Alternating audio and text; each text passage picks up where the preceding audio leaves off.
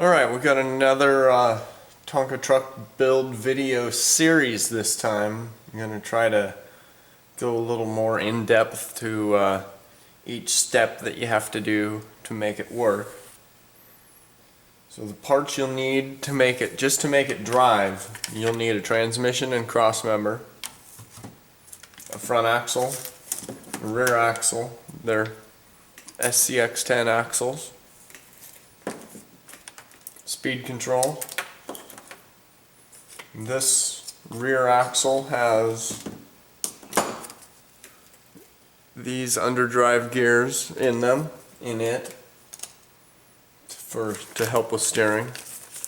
10 amp Castle Creations BEC and 2 Fergelli actuators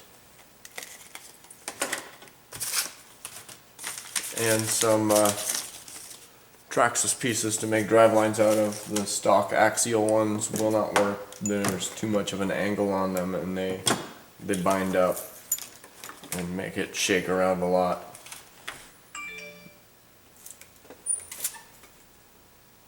Now for materials you'll need, you will also need 1/2 inch aluminum angle. I'm not sure on the thickness, I think it's 1/16 of an inch. And I'm also going to be using some inch and a half, I believe this is, 1/16 inch aluminum angle to mount the cross member, and these will be used to mount the axles to the frame. So first off, on the Tonka trucks, some of them have a little retainer clip on the axle shaft that you can pop off with a pair of pliers, which makes it real easy. And you just pull them out. I already popped these ones off. Get that stuff out of the way. Now these lines on here, I put a straight edge across the center of the holes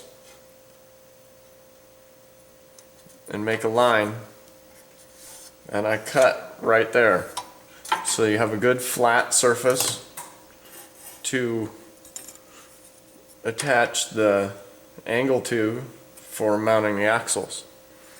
Now I'm going to do that and I'll be back in just a second. Alright, cut the frame rails down. I ended up cutting it just at the top edge of the hole for the stock axles. It looked a little better like that. I want this one to look good. So now it's onto the brackets for the axles.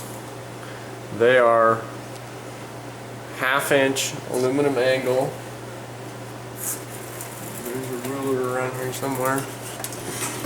There it is. How long did I make them? They are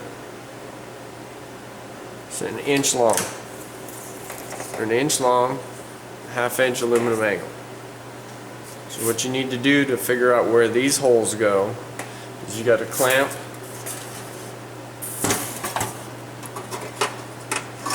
it's backwards.